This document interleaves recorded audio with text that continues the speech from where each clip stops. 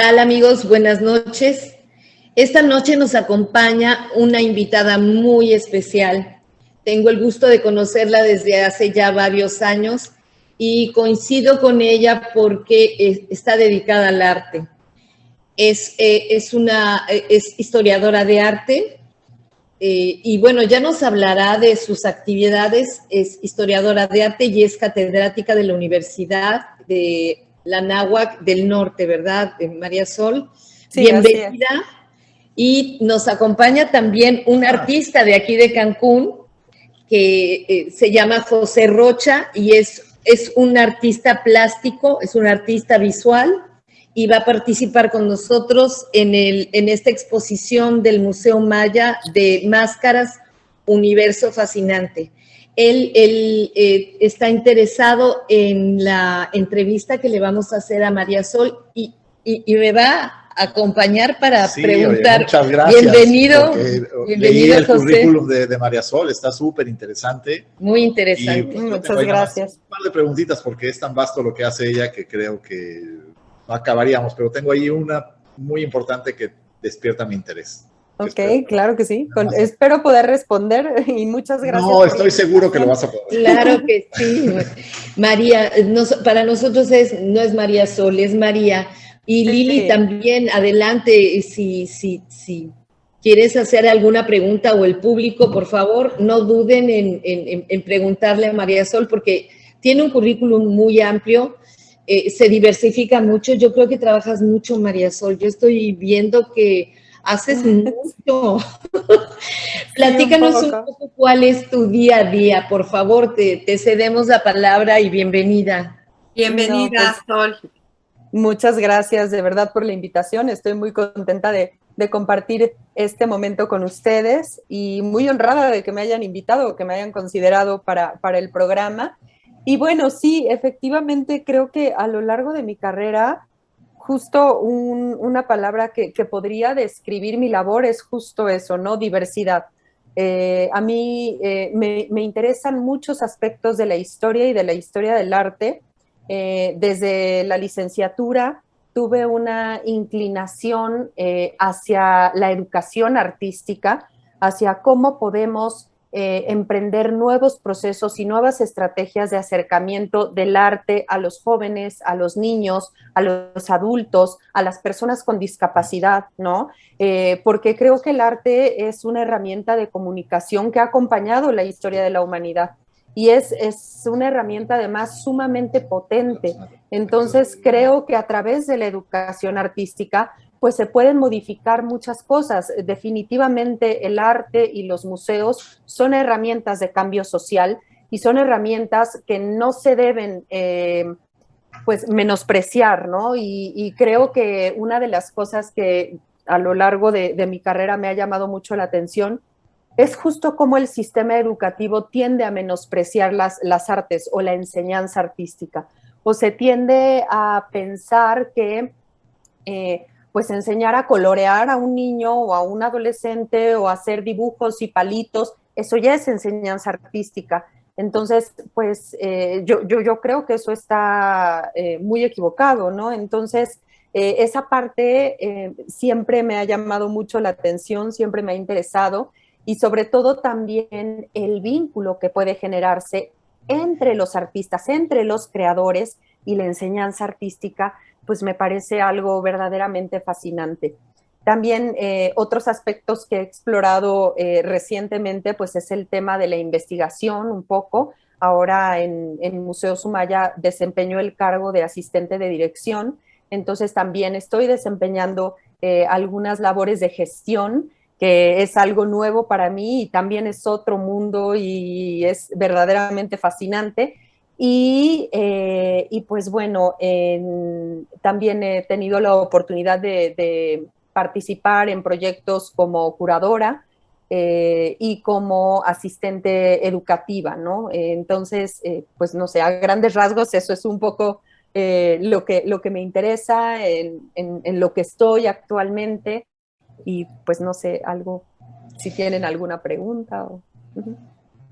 Bueno, a mí me encantaría preguntarte, ahora que estás en la cuestión de la gestión, estás iniciando gestión, eh, ¿generas la gestión para el Museo Sumaya y para llevar exhibiciones a otros lugares, para conseguir patrocinios? Cuéntame cuál es esa función de gestión que desarrollas, porque es una parte de lo que hacemos aquí en Promar Vive el Arte. O sea, estamos coordinando, gestionando eventos, entonces, pues sería muy interesante saber, ¿verdad? Pero, por supuesto.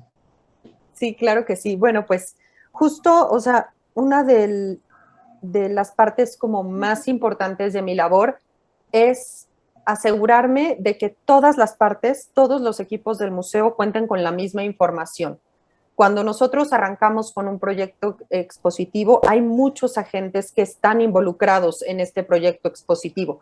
Está el departamento de restauración, está museografía y conservación, está diseño, está comunicación. Es un trabajo integral y es un trabajo en equipo. Entonces, parte de mi función es justo conjuntar todas estas partes y tener, o sea, que tengan todos la misma información para poder trabajar juntos hacia un mismo fin, que es una muestra, una exhibición, y tener pues justo estrategias interesantes de acercamiento con los públicos en el sentido de la parte educativa, por ejemplo, con talleres, con videos, con visitas a lo mejor temáticas, ¿no? O visitas especiales.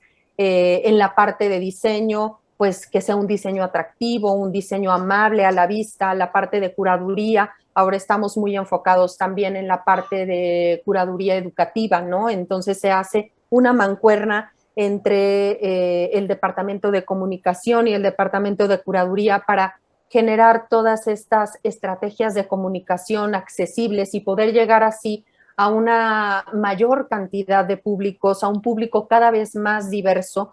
Y pues bueno, si hay algo que nos dejó la pandemia, es esta enseñanza de que ahora podemos usar la tecnología a nuestro favor, ¿no? Entonces tenemos canales de YouTube, compartimos recorridos virtuales en Facebook, en Twitter, ¿no? Entonces estamos muy activos en esa parte.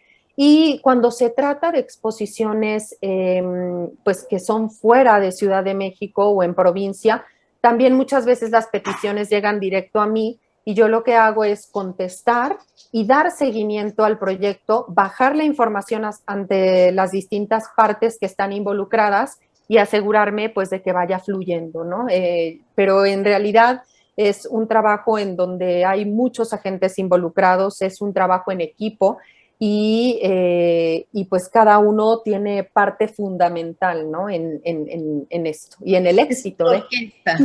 Vamos a decir que todo este trabajo es como una producción de un comercial de televisión o como una orquesta, porque se necesitan de todos los elementos para que funcione. Así es. Es muy complejo, pero es maravilloso.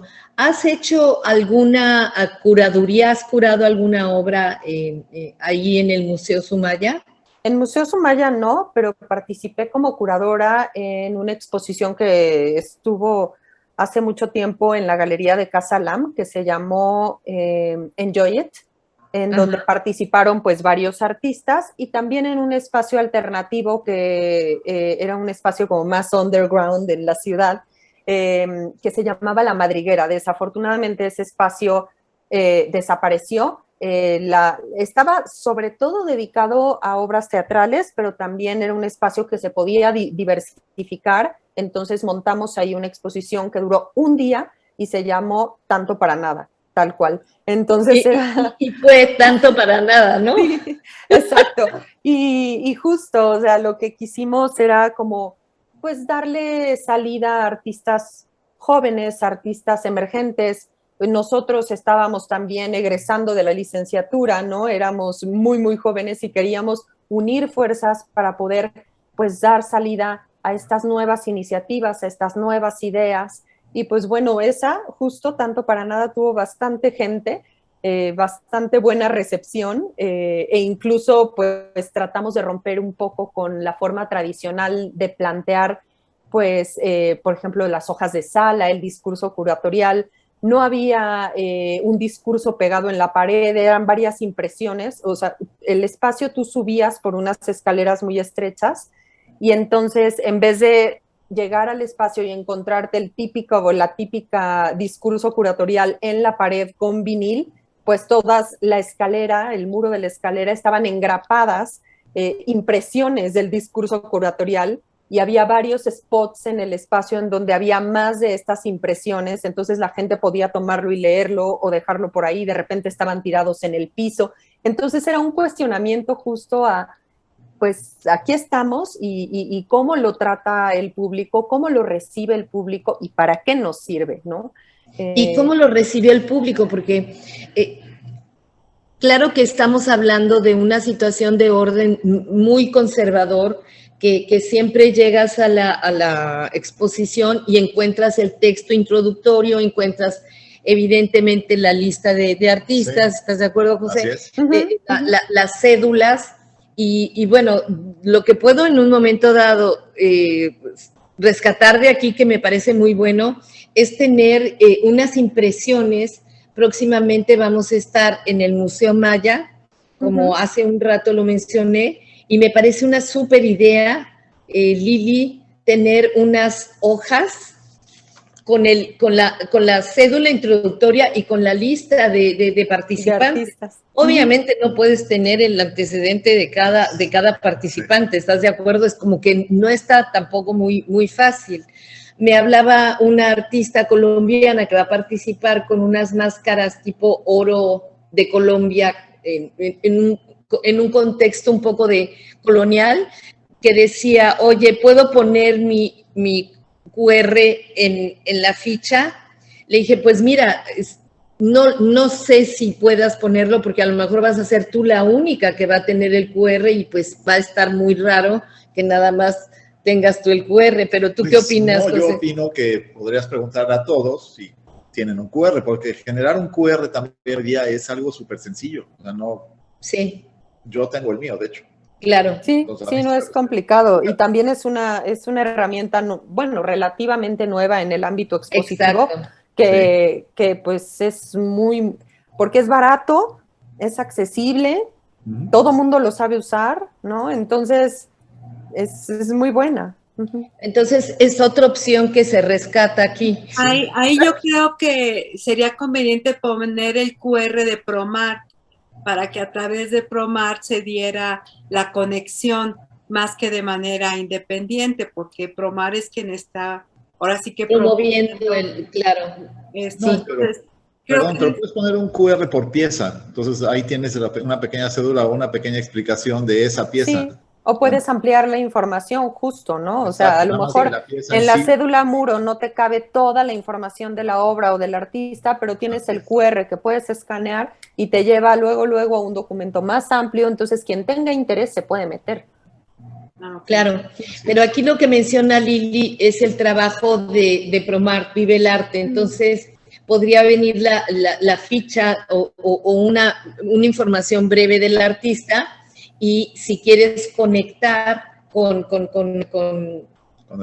el artista, es a través de ProMart y me parece como muy lícito, muy bueno, ¿no? Porque al final, pues se trabaja para los artistas, para una promoción para los artistas. Una duda. Cuéntame, Lili. No, es que, a ver, para mí el arte es como utilizar el hemisferio izquierdo del cerebro,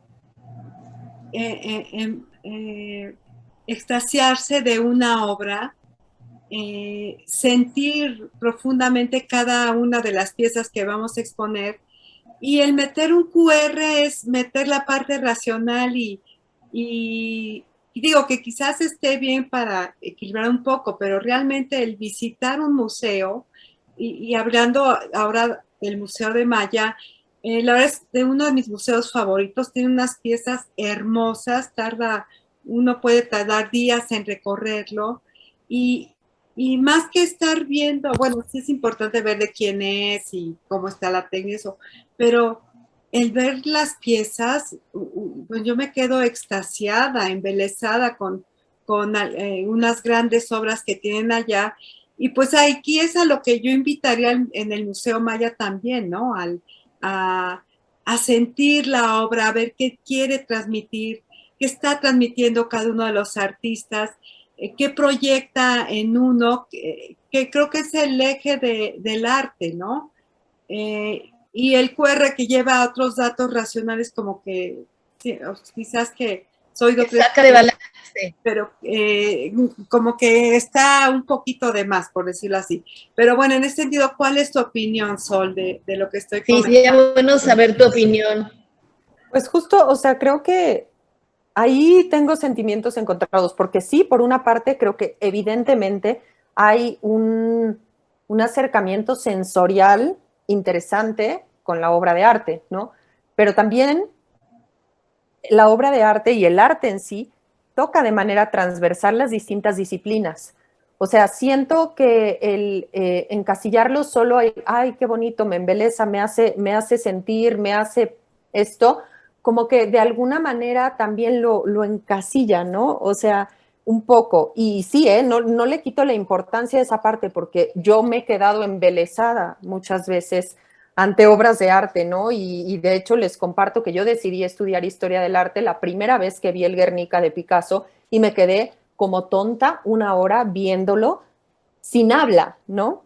Pero ahora justo al trabajar, o sea, la potencia del arte también es pensamiento, también es concepto, también es ciencia, también es, y eso lo descubrí en mi labor como educadora, ¿no? Yo jamás me imaginé que a través del arte pudiéramos enseñar geometría o matemáticas, y por supuesto que se puede, ¿no?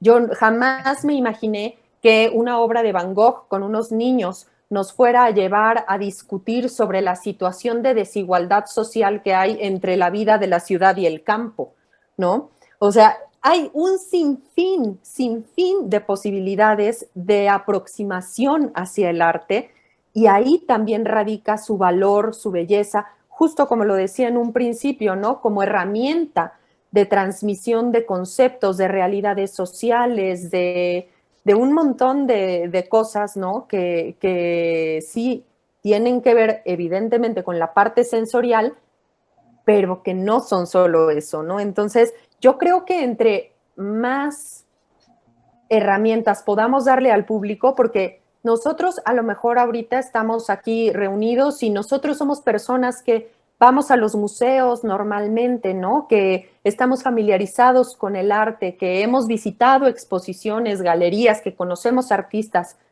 pero nosotros no sabemos si la persona que va a ir al museo es la primera vez que va, o cuál es su background, o qué es lo que pasa con esa persona. Entonces, creo que una exposición debe ser como un entretejido de muchas cosas, ¿no? Y hay que darle al visitante las bases y las herramientas justo para poder llevarlo a este punto de disfrute del cual habla Lili, ¿no? Y a este punto de entendimiento y de conocimiento, porque al final una exposición produce conocimiento, ¿no? Entonces, no sé qué opinan ustedes. Digo, esta es mi opinión, pero claro que podemos dialogar siempre. Bueno, este debate, José, sería bueno que José también diera. Yo estoy muy de acuerdo con lo del QR y la creación de públicos, para mí es importante.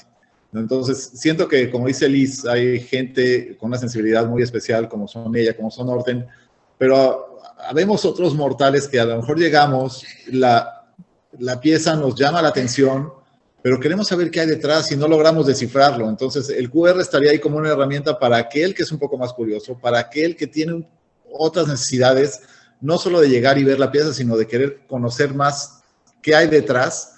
Y el QR para mí es una herramienta que hoy existe, que creo que te puede ayudar a que el público crezca. Las generaciones jóvenes están muy apegadas a los QRs. Nosotros ya como adultos, o bueno, casi adulto mayor creo que soy, no sé ni qué sé, no estoy en este momento, pero pues vas y ves un QR y nada más por curiosidad lo metes, ¿no? Entonces creo que si queremos abarcar y crear públicos, el QR puede ser una herramienta y entre más les demos el audiovisual, el flyer, la calcomanía, lo que sea, hace que la gente se involucre más con nosotros. Entonces, para mí sí sería una buena idea empezar a utilizarlos, quizá de una manera discreta sobre la pieza, quizá no tanto sobre el tema comercial, lo que sea, sino un poquito más de la pieza o quizá un poquito más del artista. Para mí eso es importante. Y también el tema comercial, les pregunto a ustedes tres, a mí me interesaría muchísimo que la gente tuviera acceso, y me refiero a acceso a adquirir las piezas que se están exhibiendo. ¿Cuál es la opinión que tienen ustedes sobre comercializarlas? No nada más promover y difundir el evento, sino comercializarlo. Creo que esto es un punto interesante. En esta exposición sí vamos a acceder a la promoción y comercialización de las piezas. ¿Ustedes qué opinan? A ver, María Sol. Pues yo creo que no tiene por qué estar peleada una cosa con la otra, ¿no? No sé cuál sea la visión del Museo Maya, pero si el Museo Maya está de acuerdo en tener una exposición en la cual se comercialice después con las obras y ellos están de acuerdo, pues yo no le veo nada malo, o sea, porque muchas veces también solemos idealizar, ¿no? Ay, el artista, sí, el artista, nos olvidamos de que el artista también el artista come, ¿no? Y que el mercado del arte es una parte fundamental, claro, ¿no? Entonces, por supuesto, claro, la promoción también tiene que servir a favor de la comercialización que a su vez deviene en el artista, ¿no? Y en todos los que estamos involucrados en este gran mercado del arte y en este gran mundo del arte. Entonces yo siempre, si el espacio está de acuerdo, yo estaría a favor siempre de la comercialización. Sí, bueno, me refiero que en una galería es obvio que vas a vender. Esa claro. fuerza que tienes que vender. En una subasta, por supuesto que vas directamente a comprar, a adquirir arte. En un museo es diferente y por eso es que emití esta pregunta, María, para ti. ¿Se venden las obras que se exponen, que se exhiben en el Sumaya? No, definitivamente esa no es parte de la labor del museo. Pero y tampoco... ¿No? ¿Cómo? Hay copias, hay fotos. No, eso también es, qué bueno que lo tocas, porque vale la pena ahondar un poquito en eso. Hace unos años... Hay arte objeto, o sea, eso hay en el Sumaya, de las obras que se exponen. Es una colección que abarca 30 siglos de arte. Y 30 siglos de arte que abarcan a su vez arte popular, fotografía, pintura, escultura, ¿no? Hace unos años también se puso en tela de juicio el tema de la originalidad de las obras, sobre todo en la colección que tenemos de Auguste Rodin. La colección que tenemos de Auguste Rodin es la segunda más grande del mundo. O sea, la más grande está en Francia y después está en México. Y todas las obras que tenemos son obras avaladas por Musée Rodin. Son obras consideradas originales, pero originales múltiples. ¿Por qué? Porque Rodin de un yeso o de una terracota sacaba los moldes y hacía un proceso de fundición en serie. Entonces, las obras tienen firma, tienen sello de la casa fundidora y tienen número de serie. Por eso también esta confusión y esta importancia, vuelvo, de darle al público las herramientas necesarias para comprender estos procesos creativos detrás del artista, ¿no? Rodin está considerado el padre de la escultura moderna, ¿no? Entonces, como buen padre de la escultura moderna, también sus procesos difieren de lo tradicional, ¿no? Entonces, para la época, por supuesto, hoy en día, bueno, pues el arte contemporáneo ha abierto una cantidad de posibilidades inimaginables, incluso para mí a veces, ¿no? Que me quedo así como, ay, pero ¿qué quiso decir? No entendí, ¿no? Pero bueno, sí, las obras son originales. Bueno, pues aquí estábamos comentando sobre la comercialización en específico del Museo Sumaya. no tienen esa política. No, ¿Tienen para alguna nada. sala adicional? Nosotros hemos estado en diferentes ocasiones, hemos visitado el museo, pero ¿tienen alguna sala especial, temporal, donde pueden invitar algunos artistas? Cuéntanos sobre esto, porque esto nos interesa muchísimo, sobre todo ahora que queremos itinerar Máscaras, Universo Fascinante, pues estamos viendo espacios importantes, ya que viene del Museo Maya. Ok, sí, no, mira, las exposiciones que se organizan generalmente en el museo son con obra de la colección. O sea, es Nada muy más. raro, sí, muy raro que se acepte obra de artistas externos, porque la colección está pues enfocada en objetos de ciertos periodos específicos de la historia del arte. Entonces, en eso es en lo que se enfoca la investigación, la curaduría, la educación y todo lo que, las ramas que tenemos en Museo Sumaya. ¿Adquieren obra? ¿Han ido incrementándola con los años o se han quedado con la colección estática? No, la colección ha crecido mucho y también por el tema de muchas veces donaciones y piezas que tenemos en comodato también y todo eso. ¿Alguno de ustedes les interesa hacer alguna pregunta en relación al por museo? Supuesto. Aquí tenemos a José. Dentro de lo que me mandaron, así como de la pequeña, bueno, hay un pequeño acordeón. Me dice que los temas que te interesan es la mediación cultural y el papel de los museos como agente de cambio social. Eso para mí es muy importante. No sé si sabes, en Cancún siempre nos quejamos que si hay, que si no hay. No hay galerías, por ejemplo, suficientes, y ha habido muchos intentos de galería y duran años o pocos o muchos y de repente truenan. Yo tengo el sentir de que si no hay un museo, digamos, como ancla de arte contemporáneo, por así decirlo, es difícil que el turista o el visitante, que es lo que más tenemos aquí, que le interesa el arte, pues llegue y pregunte, oiga, ¿ya hay alguna galería? Pues hay una galería, pero no hay un museo, que siento que sería como en un centro comercial, ¿no?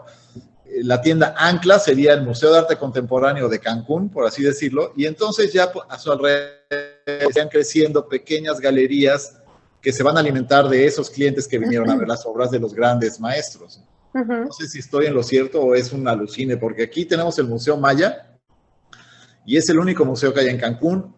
Vas a Chetumal, que es la ciudad capital, y ahí hay un museo maya también, y hay un museo Payo Obispo y otro museo. Hay 3 museos, digamos, hay 4 museos en todo el estado. Entonces, nos quejamos, hay N cantidad de artistas, cientos, sino que miles de muchas áreas, y todos dicen, no, pues es que no se vende, es que no se vende. Y el turista viene y no compra, realmente, porque yo creo que no hay ese interés y cómo despertarlo si no hay un museo. Claro. Es correcto mi percepción de tener un museo importante de arte contemporáneo y ya entonces empezaría a crecer el tema de las galerías. Bueno, pues sí creo que, o sea, la presencia de un museo importante sí transforma definitivamente el entorno social. Hemos visto varios ejemplos de ello. El primero que me viene a la mente es, por ejemplo, la ciudad de Bilbao antes y después del Guggenheim, ¿no? La ciudad de Bilbao era una ciudad industrial que la escena cultural pues no tenía tanto ímpetu como lo tiene a raíz de la presencia del Museo Guggenheim ahí. Entonces sí, definitivamente sí se transforman los espacios, los entornos, las sociedades con la presencia de los museos. Ahora, también ahí creo que, bueno, nosotros como turistas un poco tenemos la culpa, ¿no? Porque vamos a Cancún y vamos a la playa, vamos al antro, o sea, como que no hay esta noción generalizada de que en Cancún también puede haber artistas interesantes y también puede haber galerías interesantes, ¿no? Entonces la gente va a buscar esta como turismo de recreo y no tanto un turismo cultural, ¿no? Y entonces ahí también creo que sí, la presencia y el que esté, por ejemplo, el Museo Maya, con estas exposiciones que ustedes están planteando, que den a conocer también a los artistas locales, pues es muy, muy importante para empezar a poner estos granitos de arena y transformar esta noción. a mí una vez me dio mucha risa, porque hace tiempo tuve oportunidad de trabajar con el Fuerte de San Diego en un proceso de capacitación educativo, y subí una foto a mis redes sociales y me comentó un amigo, ¿no? Eres la primera persona que conozco que va a Acapulco y visita sus museos. O sea, entonces hay un desconocimiento profundo también de la escena cultural, de la oferta cultural, sobre todo en sitios de playa, ¿no? Entonces sí creo que hay mucho trabajo que hacer, y sí definitivamente la presencia de una institución museística pues sí puede transformar o beneficiar, ¿no? el entorno cultural. Ok, gracias. Y lo que mencionas tú de los museos, fíjate, cuando llegamos a Cancún en 2008, había un museo muy interesante, muy bien puesto en la isla, y se llamaba Pelópidas, y lo manejaba Juan, un señor, un español, no me acuerdo cómo se llamaba, Bach o algo así, era catalán. Era un museo espléndido, y fuimos ahí a ver varias muestras. Entre ellos trajeron la Suite Bollard de Picasso.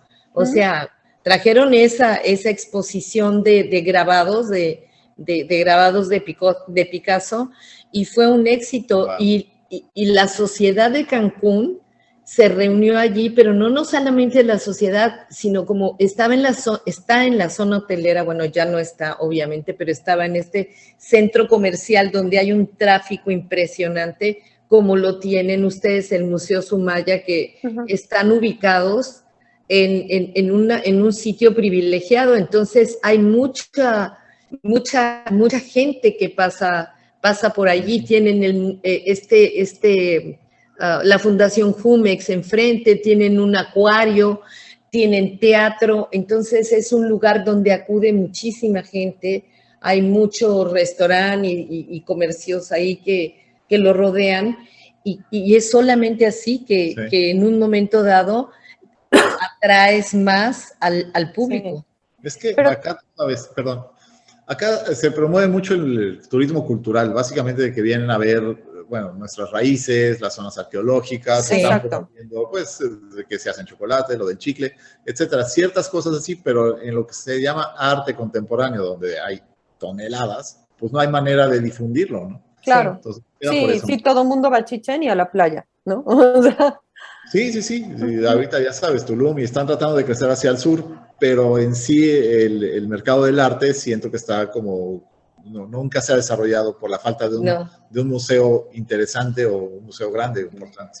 Y como mencionaban en un inicio, sí que cambia todo el agente social, o sea, el cambio es muy grande, y lo recuerdo porque en 2008 estaba este museo aquí, y eran eventos reales, eran eventos buenos, los que, no sé si tú... No, yo no estaba aquí en ese momento, salí unos años, no viví por aquí. Sí, pero también es cierto lo que dices tú, Hortensia, o sea, en varias partes de la República están ávidos de este tipo de exposiciones, de este tipo de eventos.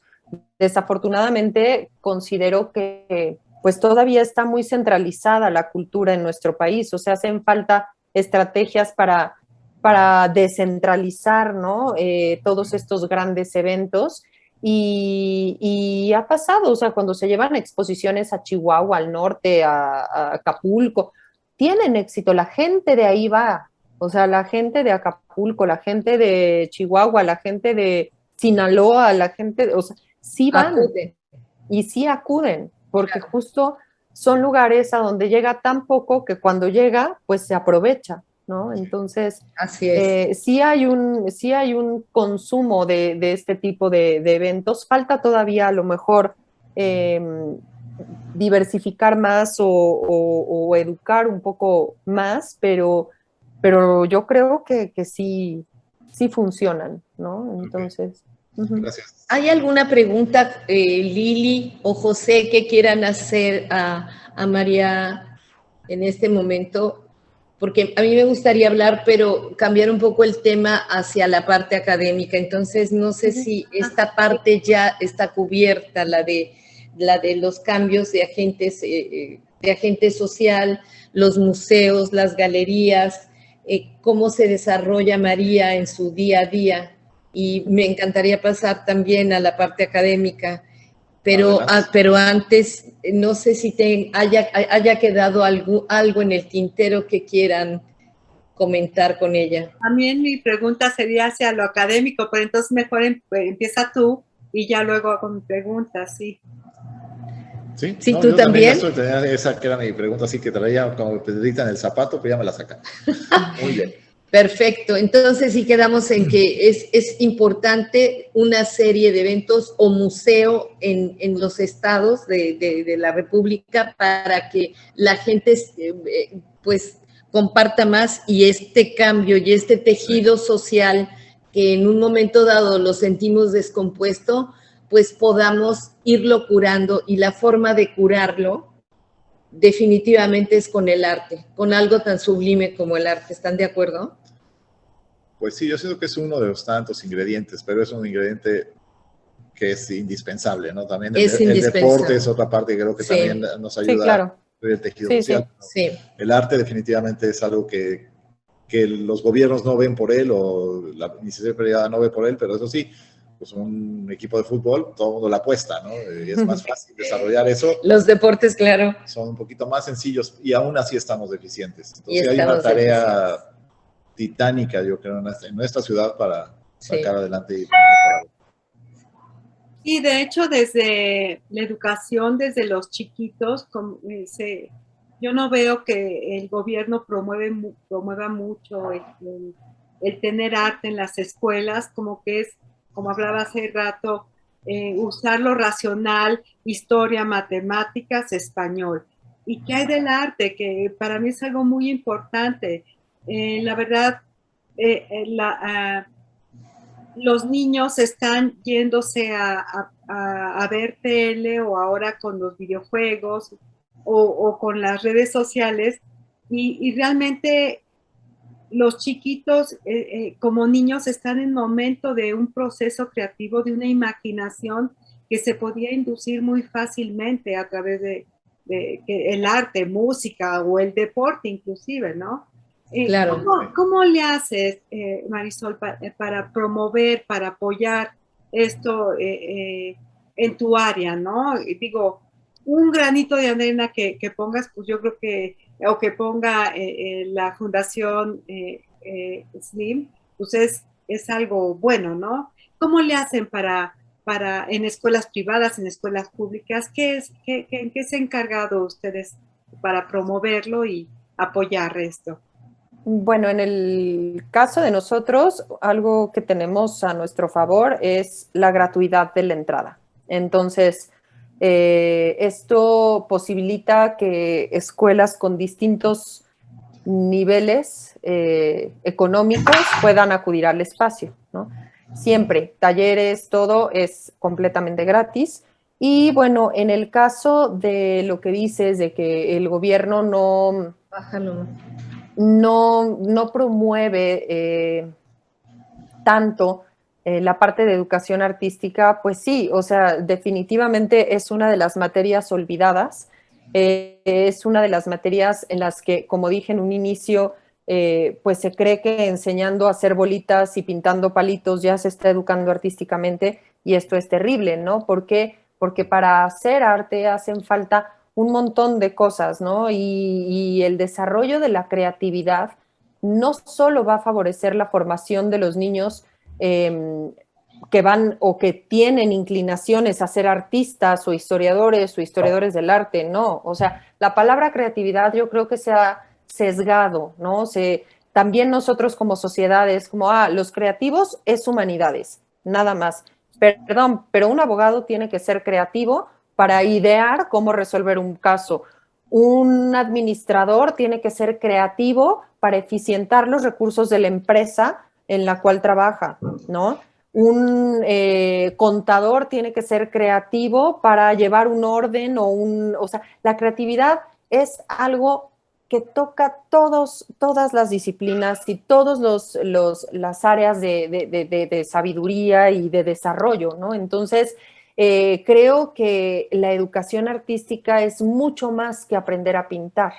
No importa al final, o sea, si pintas bonito o feo, lo que importa es justo perder el miedo, experimentar, porque esa experimentación te lleva a ti a poder emprender distintas cosas y el emprendimiento también es algo indispensable para el desarrollo, ¿no?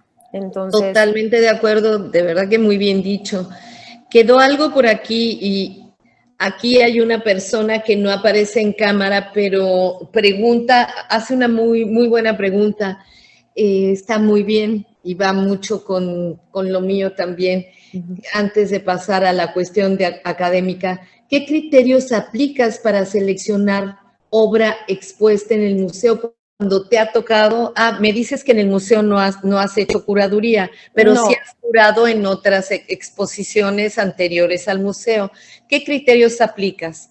Cuéntame. Pues, por ejemplo, cuando he hecho los proyectos, más bien nosotros tenemos una idea, un tema, y entonces la selección de obra va en torno a ese objetivo que tenemos desde la curaduría, ¿no? Entonces, la búsqueda parte de ahí. Y ya los artistas que se interesen, que quieran sumarse y que tengan obra que tiene que ver con el tema que nosotros queremos abordar en la exposición, pues entonces ya vemos la posibilidad de gestionar su participación y de poder colaborar, ¿no? Entonces, yo creo que las exposiciones son también una herramienta de comunicación y son una herramienta de comunicación en muchos niveles, ¿no? Entonces, creo que también la participación de los artistas, teniendo claro un proyecto, pues tiene que ver con que vaya acorde, ¿no? O sea, y eso pues pasa en todas partes. Por ejemplo, ahora en Bellas Artes tenemos una, qué bárbaro, qué buena obra hay. Si vienen a Ciudad de México y tienen oportunidad de verla, de verdad, súper buena obra de Dalí, de Magritte, de muchos artistas, y la exposición es sobre surrealismo, ¿no? Entonces, pues por supuesto que todos los artistas que están ahí tienen que ver con surrealismo, ¿no? Lo que pasa, claro, por ejemplo, con la exposición de maternidades en el MOAC, bueno, pues son artistas que trabajan el tema de la maternidad, de lo femenino, ¿no? Y entonces así es como yo me he guiado en estos proyectos para seleccionar o invitar a participar a algunos artistas a los proyectos que he participado, ¿no? Entonces, la idea surge y de esa idea que surge o temática que surge, se desarrolla de una manera muy interesante la concepción de cada artista. A mí me parece eso genial y lo hemos experimentado en este concepto que estamos desarrollando como con lo de universo, Máscaras Universo Fascinante, porque cada artista presenta su concepción de lo que tiene que ver. O sea, el tema es Máscaras Universo Fascinante y de allí entonces muestra cada uno, ves cómo eso sí, efectivamente, es un universo fascinante porque aquí José hace unas máscaras que ya lo vamos a invitar para que nos dé una entrevista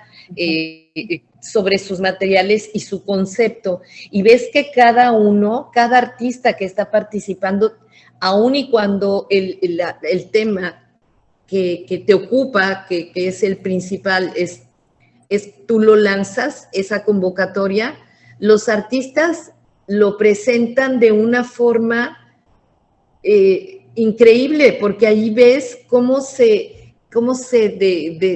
descifra códigos y lecturas de cada uno, y es cuando tú entablas el diálogo visual con esa gran diversidad de temas, bueno, no de temas, perdón, de obras que los artistas están presentando. Sí. Eso es súper interesante, me encanta. Pues, ¿alguna pregunta? No, ninguna. Pasemos a lo académico. Pues nos encantaría la segunda parte. Entonces vamos a pasar ahora a la segunda parte que queremos que nos platiques sobre tu labor académica. y los temas también que allí te ocupan, que me parece muy interesante esto que abordas de la Edad Media. ¿Nos podrías platicar un poquito acerca Sí, de claro esto? que sí, claro, con mucho gusto. Pues justo yo, o sea, la parte de docencia, evidentemente por mi inclinación, por mi gusto, por mi interés, siempre me ha gustado, me ha interesado, ¿no? Entonces, yo empecé como docente antes de terminar la licenciatura y después suspendí mucho tiempo y después estuve dando cursos de arte por mi parte.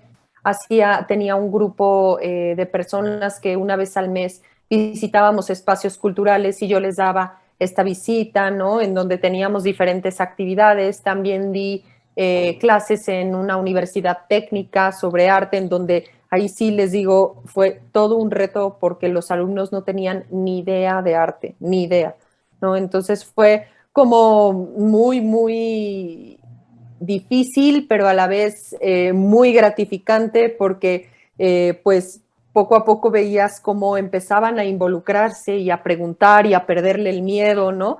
Y yo siempre le digo a mis alumnos, es que el arte es muy fácil en realidad, ¿no? O sea, no, muchas veces no queremos opinar o no queremos decir porque, ay, no, yo no sé de esto, ay, no, no vaya a decir yo una tontería, ¿no? Y pues la verdad es que no importa, o sea, evidentemente si no le perdemos el miedo, pues el acercamiento, pues tiene, se ve sesgado, ¿no? Yo utilizo mucho en mis clases una metodología que se llama metodología de la investigación de objetos, que fue desarrollada en el Museo Guggenheim de Nueva York. Y los mediadores del Guggenheim la utilizaban justo en las exposiciones, en los talleres, en las visitas, ¿no? Pero es una metodología muy versátil, entonces se puede traspolar a distintos espacios. Y yo muchas veces pongo una diapositiva, pongo una obra de arte y les pregunto literal, ¿qué ven? ¿Por qué? Porque tienen que aprender a ver, tienen que entrenar el ojo, tienen que aprender a descifrar los signos, los símbolos que están insertos en las obras de arte, desde el color hasta la composición. Entonces, yo soy una defensora de que cada uno de nosotros, independientemente de que estemos familiarizados o no con temas artísticos, poseemos ya ciertos saberes y tenemos conocimiento que es nuestro, ¿no? Y es muy valioso. Y ese conocimiento nos ayuda a aproximarnos a las obras de arte. Entonces, creo que el espacio en el aula y el espacio en el museo y el espacio en donde se realice un ejercicio con arte tiene que ser un espacio seguro, en donde no haya juicios de si sabes, si no sabes, si dijiste una cosa que no o sí, ¿no? Y hay que validar las respuestas siempre, retomarlas e ir construyendo en un esquema horizontal un diálogo en torno a la obra de arte, ¿no? Y eso es lo que trato de hacer también en mis clases. Obviamente no voy a dejar a un alumno irse con una idea errónea de algo, ¿no? Si me dice, no, pues es que ahí estoy viendo un dragón que lanza fuego y nada que ver, pues no lo voy a dejar irse con esa idea, ¿no? Pero en cómo se corrige, en cómo, o sea, hay que tener mucho cuidado de cómo hacer las cosas para que él entienda que no va por ahí, pero que no se sienta invalidado, ¿no? O sea, para mí también creo que la educación tiene que ir súper de la mano y es inseparable de la parte humana, ¿no? De la confianza, de la autoestima, de todo lo que nos puede, pues, construir como seres, ¿no? Entonces yo siempre trato de ser muy cuidadosa con esa parte y pues bueno, en la náhuac la verdad es que me dieron la oportunidad de participar, llevo 4 años trabajando como docente en la licenciatura en historia, que somos una licenciatura chiquita. Nabila siempre me dice, ay, ustedes que son muy poquitos, no importa, ¿no? O sea, pues sí, evidentemente somos una licenciatura pequeña en una universidad muy grande, Sí. pero la realidad es que es un plan de estudios súper interesante, integral, con una visión muy fresca de los procesos históricos, de las metodologías, de la historiografía. O sea, Entonces hay profesores verdaderamente valiosos ahí y a mí me han permitido también generar dinámicas de experimentación en el aula y eso pues me ha dado a mí la posibilidad de ir desarrollando pues métodos, estrategias, actividades para poder compartir con los alumnos los contenidos de una manera mucho más dinámica y accesible para todos, ¿no? Y de hecho, varias de mis materias están dentro del diplomado de inclusión de la náhuatl. Entonces, yo he tenido alumnos que tienen síndrome del espectro autista, he tenido alumnos con discapacidad, ¿no? Entonces, pues eso pues habla, siento, de la accesibilidad de estas nuevas maneras de compartir el conocimiento, ¿no? Wow, muy interesante. Sí, invitas, por ejemplo, a tus clases a algún artista o a alguien para que dé alguna experiencia dentro de la clase de historia del arte. Pues artistas no, porque no doy contemporáneo, entonces todos ya están muertos. Claro. Pero, algún taller, alguna dinámica. Sí, o sea, yo trabajo y siempre trato de apoyarme en mis conocidos, en mis compañeros. O sea, yo creo que la universidad es una gran plataforma de difusión también y sí, definitivamente. Por ejemplo, el semestre pasado me tocó dar Historia de la Curaduría y la Museografía en México.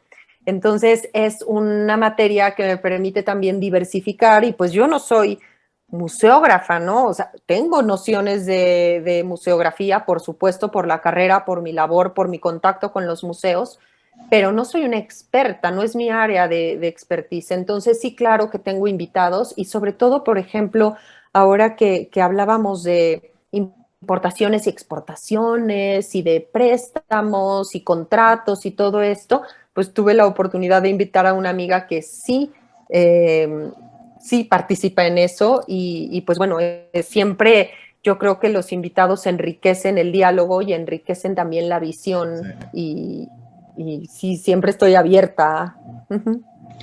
Sí, es muy interesante porque el que cuando estás dando clases y que ves como algo fuera de lo que normalmente ven, una visita, una charla, una conferencia, por ejemplo, de esta persona que hace gestiones, pues es muy, muy interesante, ¿no?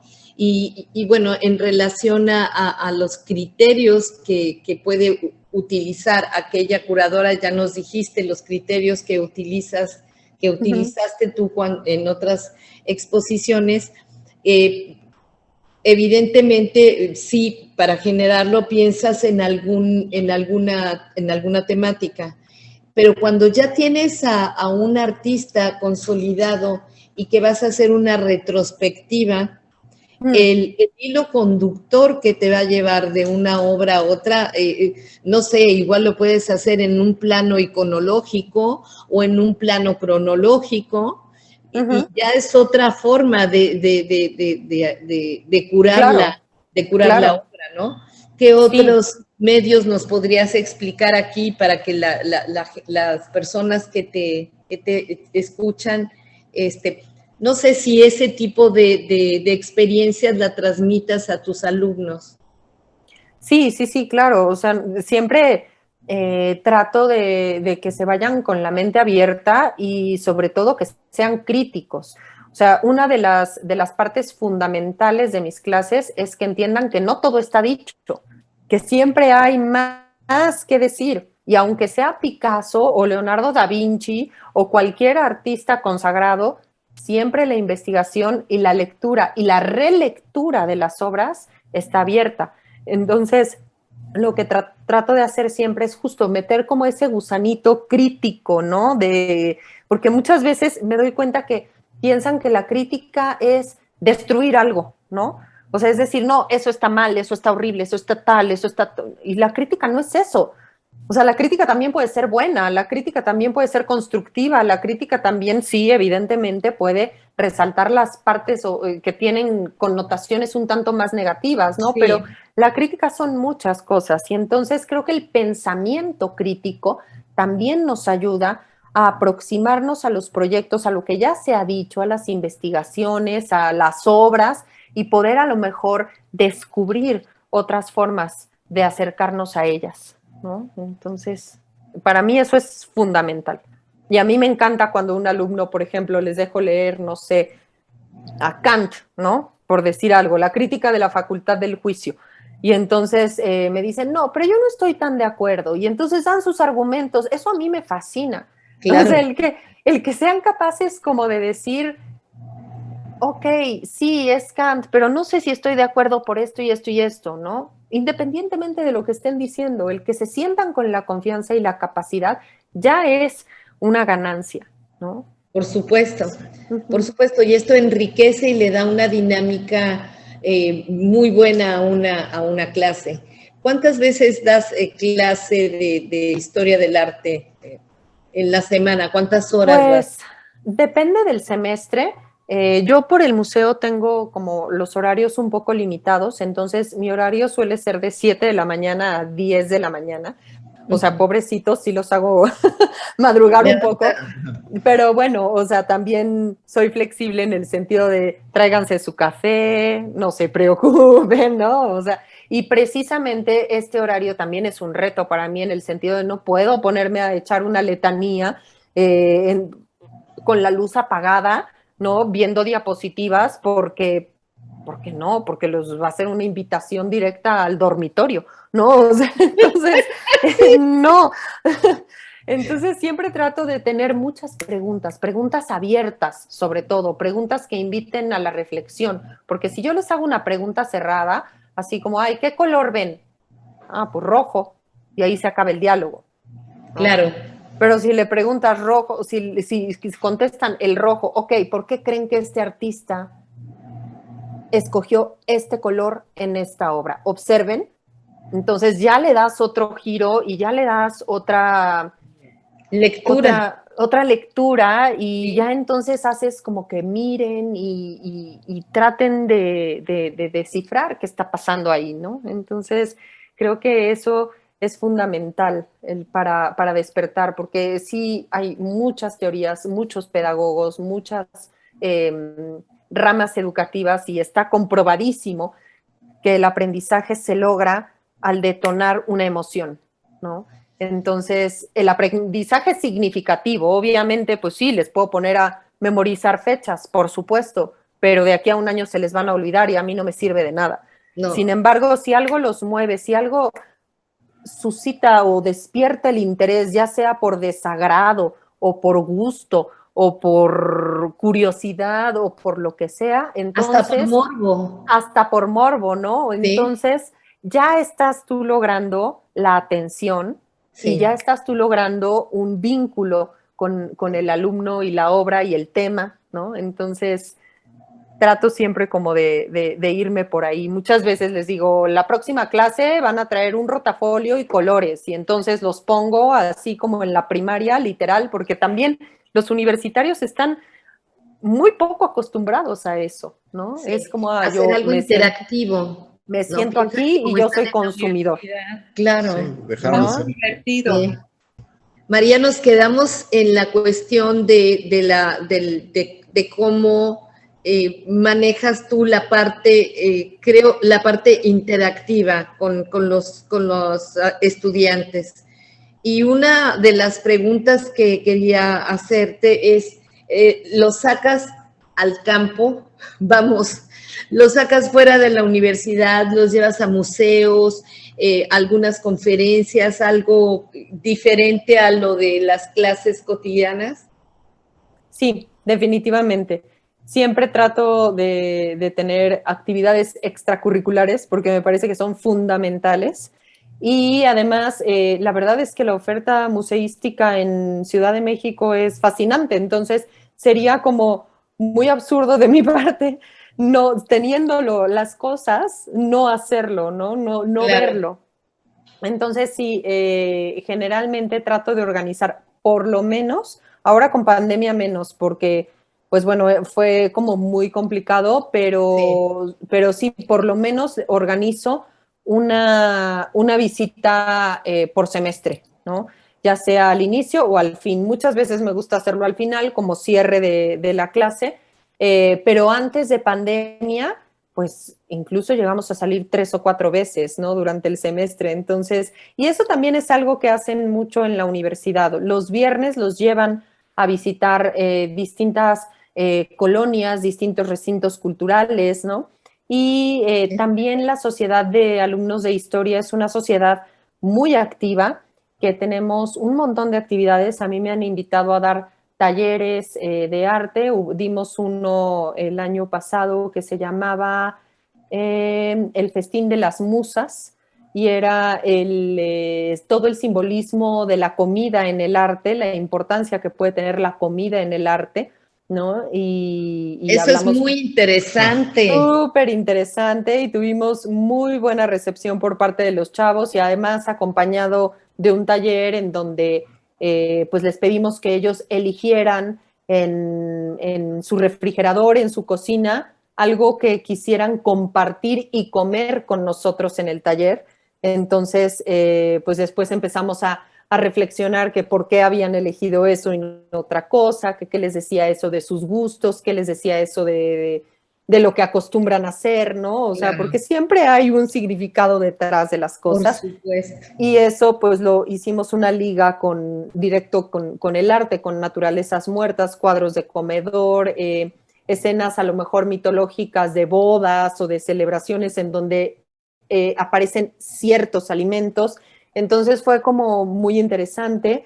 El semestre pasado también di uno sobre mujeres artistas, que también es un tema que me interesa muchísimo, de cómo las mujeres han sido, muchas de ellas, borradas de la historia del arte, ¿no? Porque pues no podemos negar que la historia del arte es masculina, heterosexual y blanca, ¿no? Entonces, eso afortunadamente de unos años para acá se está cambiando, ¿no? Se están abriendo nuevos canales de investigación, y las mujeres hoy en día, las mujeres artistas, están teniendo y cobrando muchísima fuerza, y me parece muy importante pues seguir explorando esa línea.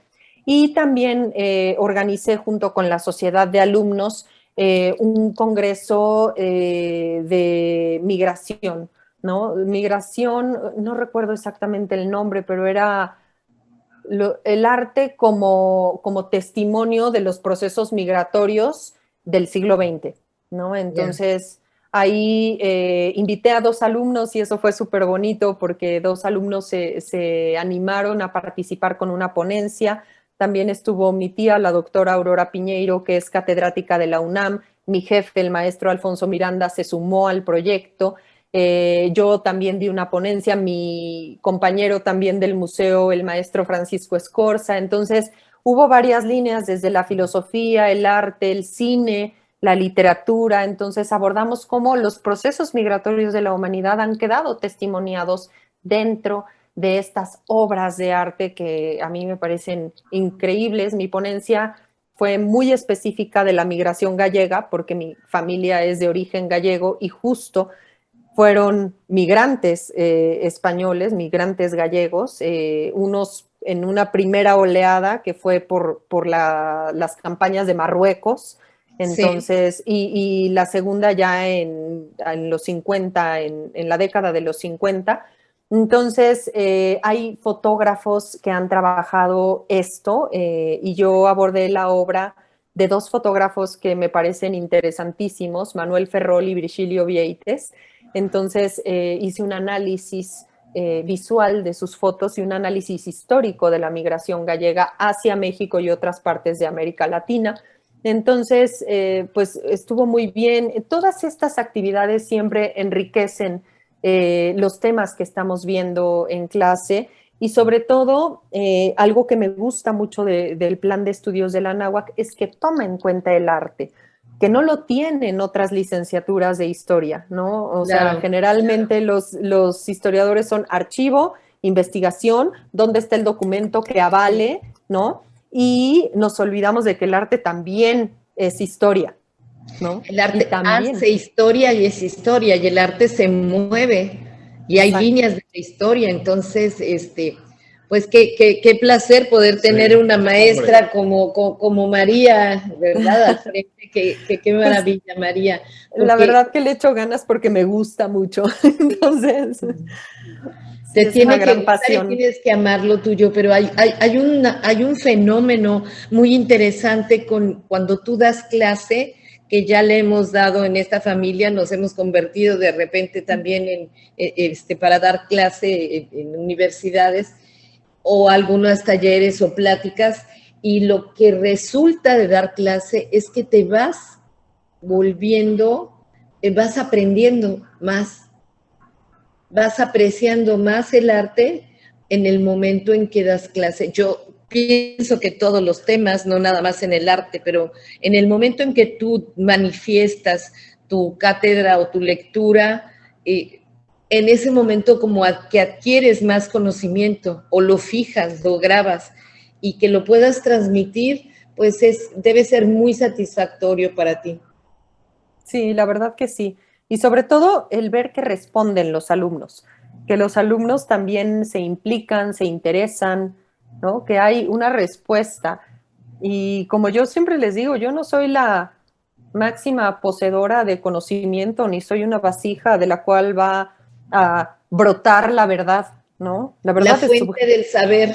sí, la verdad es subjetiva. O sea, Sí, claro. ¿no? O sea, entonces, pues, no sé, o sea, creo que también esa confianza que logramos es algo como muy, muy interesante y muy enriquecedor para nuestras dinámicas, ¿no? El que ellos se sientan con la libertad de poder opinar, con la libertad de poder mandarme un mensaje y decir, no entiendo esto, ¿no? Porque yo les Claro. doy mi celular y armo grupos de WhatsApp, ¿no? Entonces, ellos en cualquier momento me pueden escribir y me pueden decir, estoy atorado en esto, no entiendo esto, no estoy de acuerdo, me quedé pensando y me ha pasado que es algo que la verdad digo como con mucha alegría, ¿no? Que luego se van de viaje y me mandan foto de una fachada de una iglesia medieval y así de, ahora entiendo, ¿no? O sea, ahora entiendo la descripción, Claro. ahora entiendo lo que está pasando y eso a mí de verdad es algo Te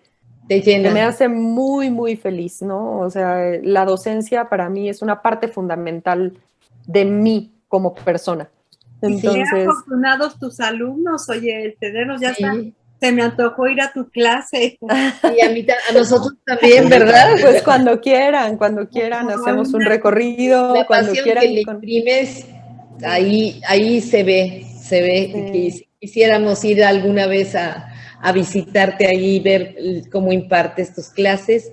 Con muchísimo gusto. Muchísimo gusto y te agradecemos muchísimo esta gran ilustración y aportación que diste con esta entrevista. No, muchas gracias. Esperemos que se repita en algún otro momento. Con mucho gusto. Encantados, de verdad. Muchísimas gracias. José, Sí, también gracias por estoy impresionado y acompañarnos. te doy las gracias y gracias a Hortens por la invitación. Igual a Lili, que no tengo el gusto de conocerla en persona, y pues sobre todo a ti, Sol, porque qué bárbaro. Hoy me voy más feliz de lo que regresé. Yo también, de compartir con ustedes. Y pues sí, algún día que vaya a México voy a ver si me cuelo a una clase de 7 de la mañana, que no es mi horario habitual, pero... Pobrecito de ti, pero sí, ahí estará. Qué bárbara. No, qué claro buen que sí. espíritu tienes y Sí. qué privilegiados tus alumnos, la verdad. Yo soy la privilegiada, de verdad, por poder tenerlos. Y de verdad, muchas gracias por la invitación, Hortensia. Ya habíamos tenido como varios tropiezos con agenda y bueno, qué bueno que al final se logró. Y bueno, pues ella, Hortensia, tiene mi número de celular. De verdad, cualquier cosa, yo estoy a sus órdenes y con muchísimo gusto podemos vernos y seguir platicando con un buen cafecito. Claro que sí, y estás invitada a la exposición, nuestra próxima exposición, que será el día 19 de agosto en el Museo Maya, totalmente. Ay, muy bien, qué bonito museo, la verdad. Es precioso, te enviaremos la invitación, estás invitada, también dile a Alejandro que se den una vuelta por acá porque Va a estar bien, ¿verdad? Buen pretexto para venir a Cancún. Es Muy viernes, bueno. viernes, sábado y domingo. Está Fíjate. fantástico. Exacto, ya está. Todo perfecto. ¿Eh? Pues un abrazo, María. Un abrazo enorme de vuelta y seguimos en contacto. Nos Cuídense despedimos. mucho. Gracias. Gracias Bye, y los bye. esperamos la próxima semana en Promart Vive el Arte con con la segunda parte de esta gran entrevista con María. Nos vemos entonces el próximo jueves. Gracias. Gracias. Gracias, José. Gracias, Vivi. Sí, gracias. Gracias a Uriel aquí que nos apoyó y a Paz que en este momento no está, pero ya la saludamos hace rato. Muchas gracias. Bye, amigos. Bye.